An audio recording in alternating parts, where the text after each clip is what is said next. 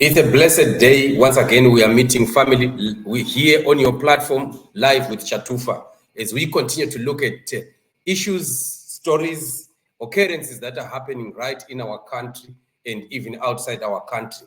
We continue to give you updates of whatever is happening so that you continue to understand that the move and the battle that we are fighting is getting closer and closer. Today, we are looking at what ZANU-PF government is saying. The government of Zimbabwe is saying over 12 million Zimbabweans face starvation. This is what the minister of MNANGAGWA is indicating.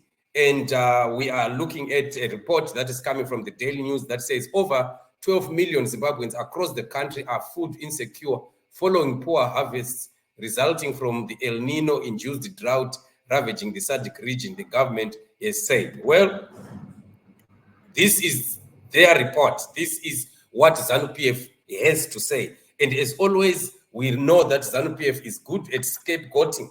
They are very good at finding something else or someone else to blame. When you look at the way that Zimbabwe is crying about food shortages, and you listen to other countries that are around, you don't hear the same loud cry like what is happening in Zimbabwe. Why? If this is a result of El Nino that has hit the SADC region, why are we not hearing such loud cries from South Africa, from Zambia? Why are we not hearing such loud cries from Botswana or other countries that are surrounding us? This is just a sign of showing that ZANU-PF is always, they are so good at blaming, at pointing fingers to something else other than themselves. Because truly speaking, the truth is that this government has never been able to plan things in advance.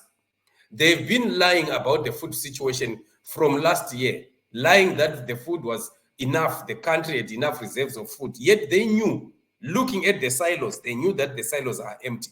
But they would rather continue to push propaganda for the sake of political expedience. We have always been saying that the danger that we have with the ZANU-PF is that while they are looking at the reality of what is happening in the country, they would choose to say something else, although they know that this is going to be a time bomb later. Before we know it, it is going to come back again to haunt us. And this is the same situation that we are finding. ZANU-PF and Mnangagwa government, they have a lot that they contribute to this problem. Other than the issue of the El Nino that they are talking about, there's a lot that has happened. The El Nino has not been hitting Southern Africa for 3 consecutive years, 2 consecutive years. Never. It just happened in a single year. And what should have happened is we were supposed to still be having surplus of food from the previous year. We used to know during the Smith government, Smith would have excess of food. And when food would be exported out or sent out or sold out, it was because they were trying to clear the other silos so that new grain can come to be stored in them. But it's not even happening. There's not even a season or any harvest season in Zimbabwe that has had any food remaining before the coming harvest season. Food would always run short because of the mistakes that this government of ZANU-PF has done. The land reform program, like I've always said, has been a big disaster. They rushed to take farms, and those farms were taken by ministers and big wigs of ZANU-PF, and these very farms are not productive anymore. Those farms are developing into forests, and there is nothing that they are doing about it. And because of that, we are seeing this. ZANU-PF has never invested in agriculture. Mnangagwa has never given himself time to say we need to plant money into the agricultural sector so that irrigation schemes can be started. Boreholes need to be sunk, and we also have to be doing a lot of cloud seeding. But everything, all that has never been done. This government is just busy at looting resources, gold, diamonds, and lithium, and the like. That's what they are busy with. They are not busy in investing in the soil, investing in agricultural activities. That would help resuscitate the country.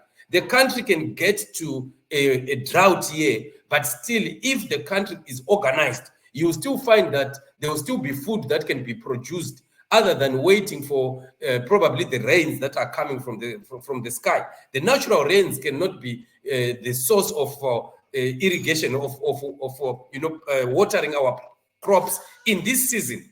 At this time, we are supposed to have moved away from the old agricultural system of our old madalas who would be looking at the sky. No, nowadays, developing countries are developing. We are in a season of technology where now we are supposed to have machines that are irrigating our farms and irrigating, our crops. And we are not supposed to be still waiting for the natural rains.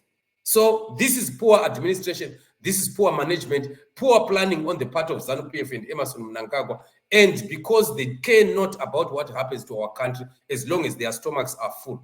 This is why we are finding ourselves in a scenario that we are facing right now. That imagine that when they talk about 12 million people, that's not a joke. Right now, how many people are in Zimbabwe? How many people? The population of Zimbabwe is what? 16 to 17, 18 million, somewhere there. But majority, quite a number are out of Zimbabwe. Probably about 6 million or so are out. So if they are saying 12 million, what are they trying to say?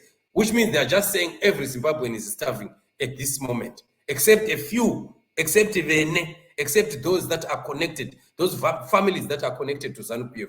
The rest of the people in Zimbabwe, whether in the urban area or in the rural areas, they are next to starvation. And this is the scenario that we face. Our country needs new leaders. We definitely need new leaders. If ever we can continue with this ZANU-PF Mnangagwa government, I'm telling you, disaster after disaster will continue to hit our nation. And this is not what we need to see. We need to see a proper government that plans ahead, a government that has objectives that are smart, that are, attainable within a short period of time to curb issues and situations that involve something like this drought that we are talking about. You have seen Mnangagwa going all over, standing on platforms and starting to talk to the international community and also trying to lobby the diasporans for them to come through and help Zimbabwe to feed itself. And yet they have a lot of money that they are getting from the minerals that they don't want to plow into feeding Zimbabweans. The money that they are stealing is their money. They would rather ask for money from somewhere else to feed Zimbabweans, other than using the money that is proceeding from the sales of all the minerals that Zimbabwe has and feed Zimbabweans. But Mnangagwa would never do that. So selfish, a very selfish government. This is why I always say this is a government of witches. We can never be led by witches and survive. So they want to see Zimbabweans dead. And where are they ever going to get the money to feed 12 million people? That's not a joke. That's a lot of money. And ZANU-PF will tell you that they don't have that money. But they can have money to sponsor ANC in South Africa, to sponsor ANC in their campaigns. They can have money to sponsor Lungu in Zambia for his party to win again in the coming elections so that they can remove Hakainde Hichilema. We've known that, and it's happening. ZANU-PF is partying with millions and millions, giving these other parties that support them so that they can be in power. And yet, their own people, their own citizens are starving. Witchcraft. We really need to free Zimbabwe from these people. Otherwise, family, this is the issue that we're looking at. Thank you so much for joining me on the show. We have many updates that are upcoming, so stay tuned. We are going to be giving you more and more updates. Thank you so much for joining me on the show.